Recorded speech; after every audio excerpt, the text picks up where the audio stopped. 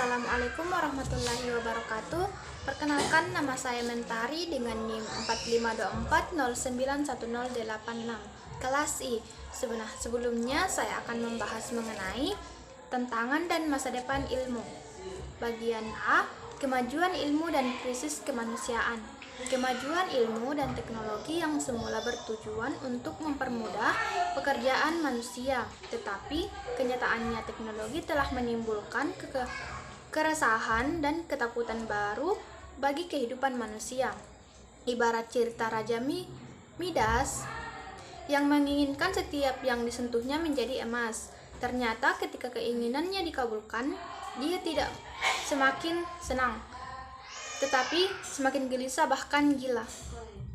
Begitu juga kemajuan ilmu dan teknologi yang semula untuk memudahkan urusan manusia, ketika urusan itu semakin mudah, maka muncul kesepian dan keterasingan baru, yakni lunturnya rasa solidaritas, kebersamaan, dan silaturahim. Contohnya, penemuan televisi, komputer, dan handphone telah mengakibatkan kita terlena dengan dunia layar.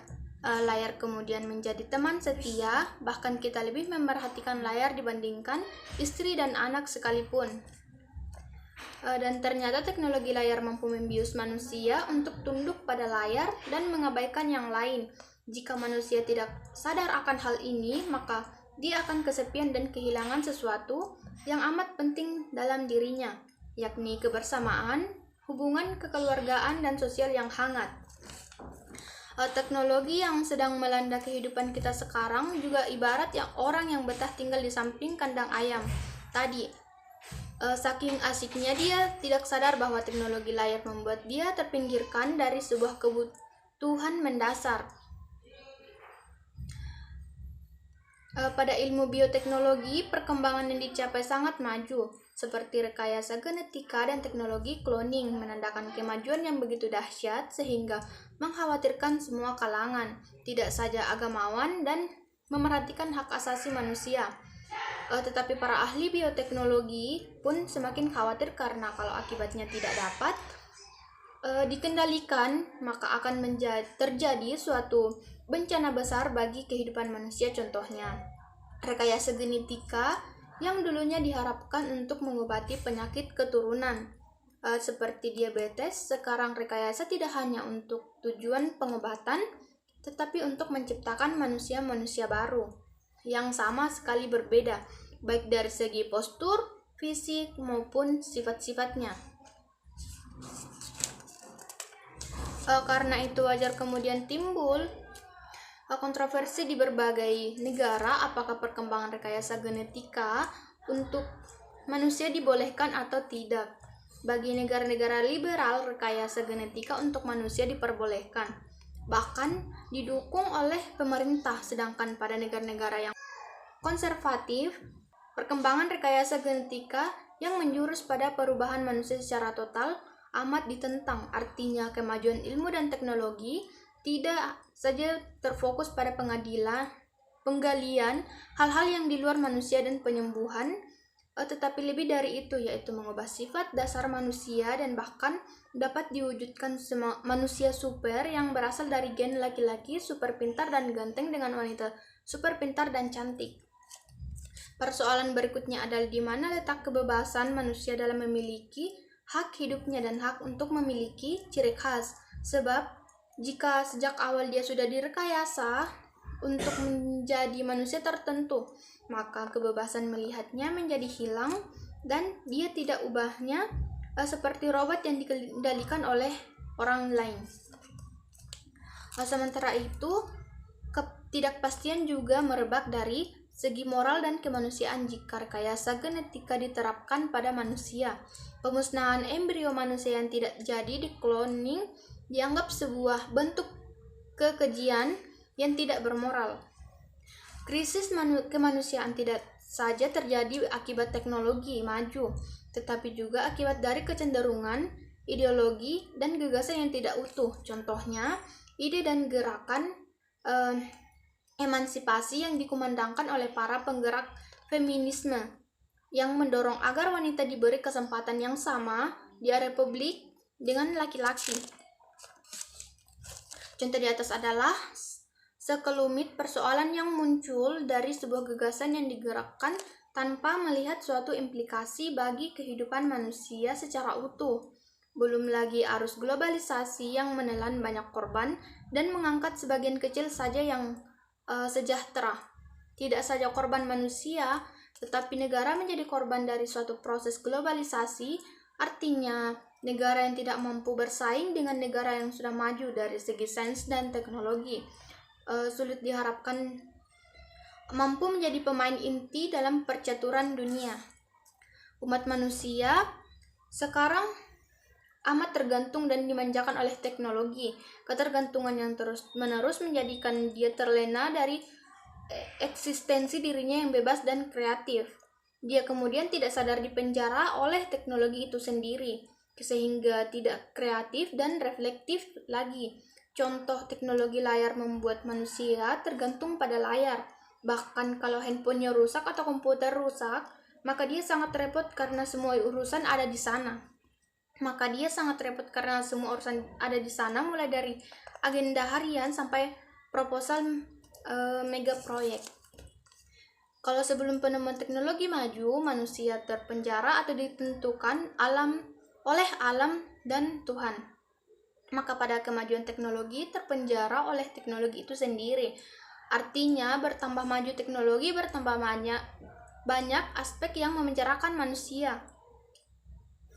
Setelah ditemukan kemajuan teknologi yang begitu hebat, ternyata tanpa disadari teknologi itu pun memenjarakan manusia. Artinya penjara manusia tidak berkurang dengan kemajuan teknologi, tetapi semakin bertambah. Jika tidak mau kehilangan eksistensi kemanusiaan dan terhindar dari krisis kemanusiaan, maka kita harus berjuang untuk membebaskan diri dari kungkungan teknologis kembali pada eksistensi awal, yakni manusia yang kreatif dan dinamis. Selanjutnya bagian B, agama, ilmu, dan masa depan manusia. Agama dan ilmu dalam beberapa hal berbeda, namun pada sisi tertentu memiliki kesamaan. Agama lebih mengedepankan moralitas dan menjaga tradisi yang sudah mapan atau ritual, cenderung eksklusif dan subjektif, sementara ilmu selalu mencari yang baru. Tidak terlalu terikat dengan etika progresif, bersifat inklusif dan objektif. Kendati agama dan ilmu berbeda, keduanya memiliki persamaannya, yakni bertujuan memberi ketenangan dan kemudahan bagi manusia. Agama memberikan ketenangan dari segi batin karena ada janji kehidupan setelah mati, sedangkan ilmu memberi ketenangan dan sekaligus kemudahan bagi kehidupan di dunia. Adapun karakteristik agama dan ilmu tidak selalu harus dilihat dalam konteks yang berseberangan, tetapi juga perlu dipikirkan bagaimana keduanya bersinergi dalam membantu kehidupan manusia yang lebih layak. Contohnya, ilmu dan teknologi mampu mengantarkan manusia hidup dalam tataran yang global, yang juga sering disebut dengan era informasi. Tetapi kehidupan yang global itu pula yang menyengsarakan sebagian besar penduduk di kulit bumi ini. Namun di sisi lain, manusia semakin tergantung pada teknologi, seperti teknologi informasi, sehingga tidak mampu lagi membedakan antara yang benar-benar nyata dan hasil rekayasa, termasuk rekayasa informasi. Katakanlah informasi yang cepat tentang tsunami di Aceh begitu cepat menyebar ke seluruh dunia, sehingga dengan spontan terjadi solidaritas global ini sebenarnya buah dari rekayasa informasi yang begitu dahsyat. Dan teknologi ternyata disadari atau tidak menciptakan sesuatu yang tidak diprediksi sebelumnya. Ilmu dan teknologi mengalami degradasi nilai dan akhirnya dapat memenjara ilmu dan teknologi itu dalam suatu kerangkeng tertentu. Contohnya, televisi adalah bentuk dari kerangkeng teknologi informasi, karena ketika informasi masuk dalam kotak yang bernama televisi, maka pada waktu itu teknologi informasi menjadi budak bagi kepentingan kotak tertentu tersebut. Jika teknologi dijadikan tujuan dan cita-cita, maka pada gilirannya peradaban teknologi akhirnya berubah menjadi kekuasaan yang membelenggu manusia sendiri. Dan Nicholas Berdyaev dalam bukunya The Destiny of Man berucap, kemajuan teknik tidak saja membuktikan kekuatan serta daya manusia untuk menguasai alam.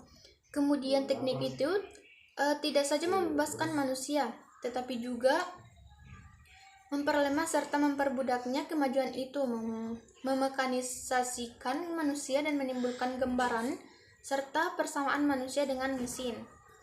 Jelas bahwa di satu sisi teknologi menjadi penjara bagi manusia, namun pada sisi lain teknologi itu pun dipenjara oleh kepentingan manusia.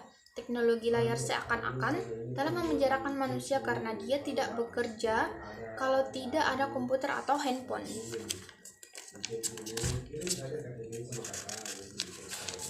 Sebagaimana ilmu dan teknologi, agama mendapat tantangan dari rasionalitas manusia yang telah membuktikan diri mampu mengubah penampilan dunia fisik. Perwujudan dari kearifan sekali religius dan unspeakable dikalahkan oleh rasionalitas yang senantiasa melihat persoalan secara teknis sebatas alam fisik.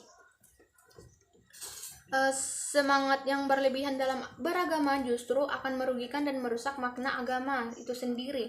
Di satu pihak, penerapan rasionalitas dalam agama yang dilakukan oleh mereka yang ingin memodernisasi agama agar sesuai dengan kemajuan zaman, atau berpretensi untuk membersihkan agama dari berbagai bid'ah, akan memiskinkan agama sekadar pelayanan materialisme, karena rasionalitas hanya dapat bekerja pada wilayah logis yang speakable dan bukan wilayah reflektif dari pengetahuan manusia, di mana wilayah rasionalitas harus bekerja dua kali dan dengan demikian melingkari dirinya. Agama sendiri merupakan faktor utama dalam mewujudkan pola-pola persepsi dunia bagi manusia. Persepsi itu turut memengaruhi perkembangan dunia itu sendiri, dan dengan cara demikian juga memengaruhi jalan sejarahnya. Manusia merupakan makhluk yang future oriented. Tindakan dan pertimbangan pada saat ini penting untuk memprediksi persoalan-persoalan masa depan. Bahkan sejarah penuh dengan contoh-contoh baik tentang kekejaman manusia maupun tentang pengorbanannya yang telah dilakukannya dengan maksud untuk menjamin terjadinya suatu hari dengan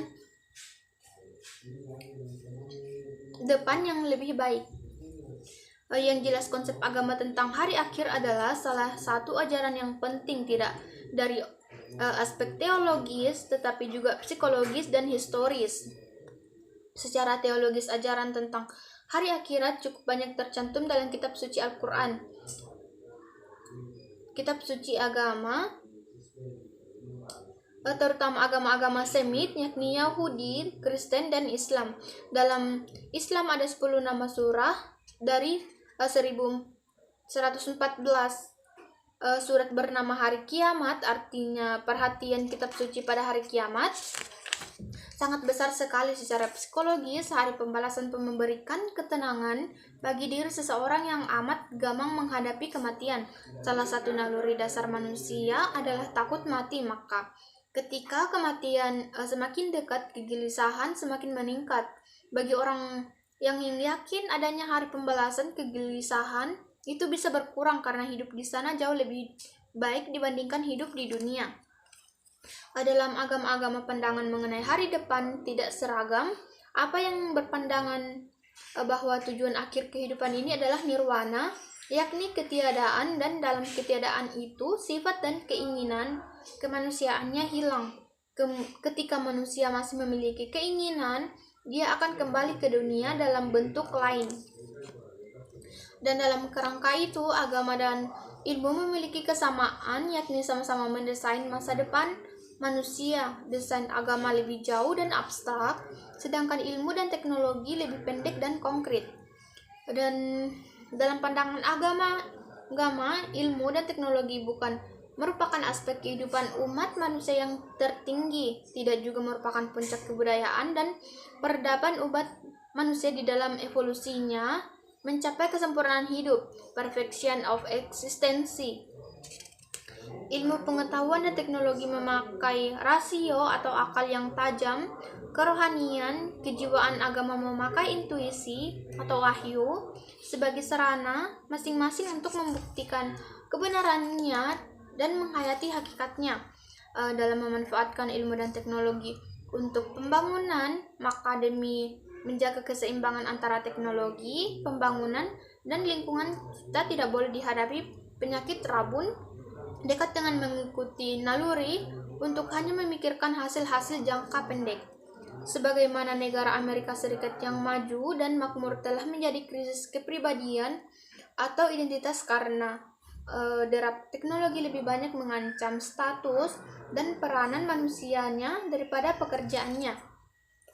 Kemajuan ilmu pengetahuan yang secara global ini, umat manusia senantiasa dihadapkan pada peperangan, namun sejak berakhirnya Perang Dunia Kedua, sifat peperangan telah berubah sedemikian drastisnya sehingga masa depan umat manusia dan masa depan generasi-generasi yang belum dilahirkan menghadapi bahaya yang amat gawat. Akibat dari penggunaan senjata nuklir, kimiawi, biologis, dan sebagainya secara besar-besaran akan menimbulkan perubahan-perubahan ekologis dan genetik dan terpulihkan yang batas-batasnya tidak dapat diramalkan. Maka ilmu pengetahuan dan teknologi benar-benar tidak berdaya untuk mempersembahkan kepada manusia satupun penangkal yang mujarab. Dan para ilmuwan dan teknologi diimbau membantu mencegah penyalahgunaan ilmu pengetahuan yang digunakan sebagai pembinasaan massal, dan pada hakikatnya semua orang yang berakal sehat diimbau untuk beriktikat baik dalam menghadapi problema bahaya perang nuklir yang senantiasa mengancam kehidupan kita di dunia. Semua perbedaan pendapat, termasuk perbedaan di bidang teknologi, politik, ekonomi, sosial, budaya, dan agama hendaknya dapat diletakkan dalam perspektif yang serasi dan tepat guna. Dan John Solover, wakil pimpinan gereja Christian Science, mengemukakan pandangan yang segar. Kita memang harus mencintai kemajuan, maka gembira menjadi bagian dari kemajuan itu dan tidak takut menghadapinya. Pemahaman kita tentang genetika telah mengguncang dunia. Teknologi genetik menghadirkan tantangan terbesar bagi keyakinan agama tradisi. Penguraian kode genom manusia serta dukungan filosofis untuk upaya tersebut memaksa untuk dilakukannya pengkajian ulang serta mendalam tentang makna menjadi manusia. Adanya tantangan mendalam terhadap ortodoksi agama dan adanya konsekuensi kedikdayaan teknologi genetika, maka sangat penting dan krisis bagi kita untuk mendengar pandangan dan pikiran para teolog dan filosof dari berbagai agama. Seperti kata biolog W. Franz Anderson, bahwa teknik yang hebat mempunyai segi buruk yang hebat pula. Dan para pemuka agama Kristen, Yahudi, dan Islam menawarkan konteks untuk merenungkan oleh komunitas ilmiah. Konteks itu dapat berubah menurut masa depan yang Anda bayangkan akan menjadi manusia. Apakah kita ini bukan semata apa yang akan kita lakukan, tetapi akan menjadi siapakah kita ini. Teolog Donald Silver sependapat, kekuatan gabungan antara rasa ingin tahu ilmiah, ambisi teknologi, dan keuntungan ekonomi merupakan kekuatan tangguh. Menurutnya jalan keluarnya bukanlah bahwa para agamawan atau teolog harus menjadi satu-satunya pihak yang menangani masalah ini atau menjadi pakar dalam bidang ini. Dan pendeta Jesuit dan ahli genetika di Loyola University di Chicago, Kevin Fitzgerald, berkata kita akan memanfaatkan sebagian ilmu ini secara cemerlang. dengan hasil yang bukan main dan mencengangkan serta menyelamatkan nyawa dan memperbaiki kehidupan yang lemah akibat penyakit. Kita akan dapat melakukan hal-hal yang mengagumkan. Akan tetapi para ilmuwan sendiri mengakui bahwa laju inovasi teknologi agak sulit diramalkan. Dan Mario Capecchi, guru besar yang amat menonjol dalam bidang biologi dan genetika manusia di University of Utah, mengatakan biasanya kita cenderung melebih-lebihkan apa yang dapat kita kerjakan selama 25 tahun mendatang. Dan mudah untuk membayangkan bagaimana hasil terapi sel benih yang digunakan untuk memperbaiki penampilan manusia dan bukan untuk menyembuhkan penyakit. Bayi hasil rancangan setelah berbelanja atau gen ataupun generasi anak-anak yang semuanya tampak serupa.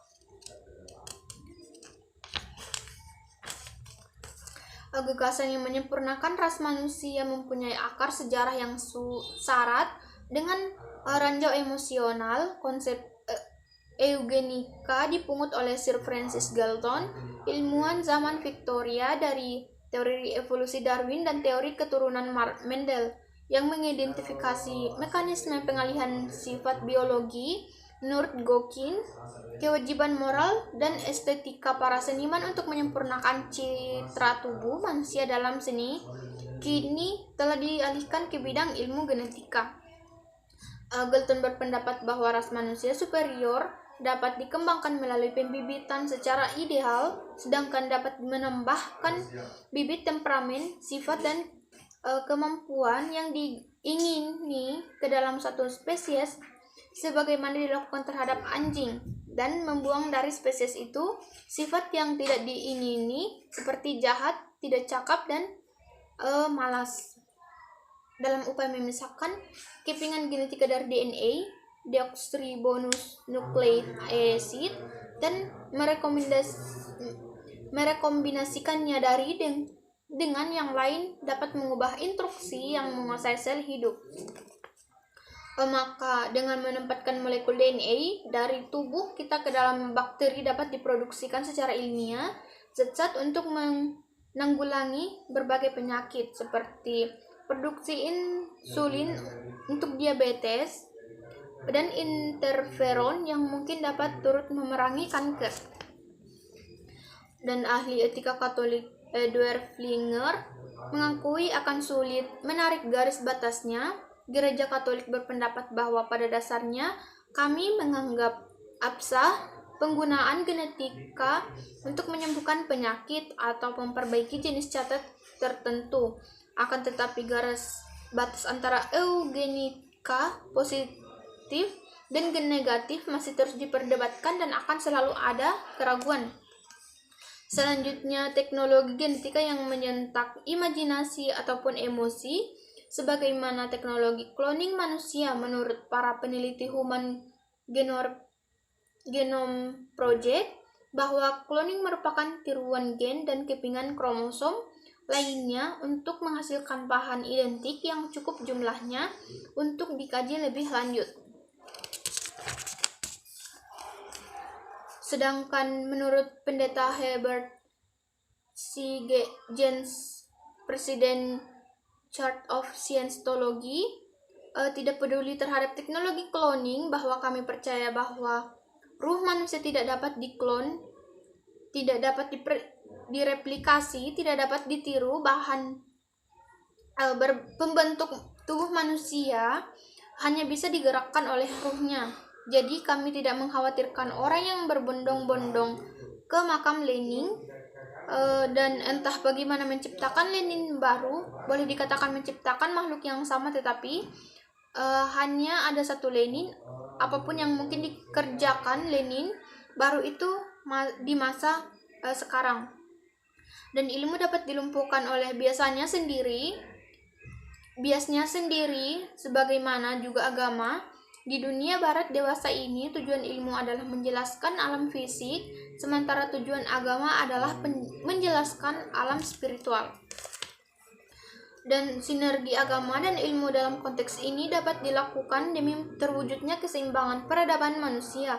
Sebab kalau masing-masing pihak masih tetap mempertahankan ego, maka masa depan umat manusia tidak dapat diramalkan, bahkan akibatnya jauh lebih dahsyat daripada kehancuran Perang Dunia Kedua. Einstein tidak mengkhawatirkan Perang Dunia Keempat, tetapi yang amat dia khawatirkan adalah Perang Dunia Ketiga, karena pada Perang Dunia Ketiga inilah kehancuran total umat manusia dan mereka akan kembali memulai peradaban dari awal lagi. Disinilah ilmu dan teknologi tidak harus dilihat dari aspek yang sempit, tetapi harus dilihat dari tujuan jangka panjang dan untuk kepentingan kehidupan yang lebih abadi. Kalau visi ini yang diyakini oleh para ilmuwan dan agamawan, maka harap kehidupan ke depan akan lebih cerah dan sentosa.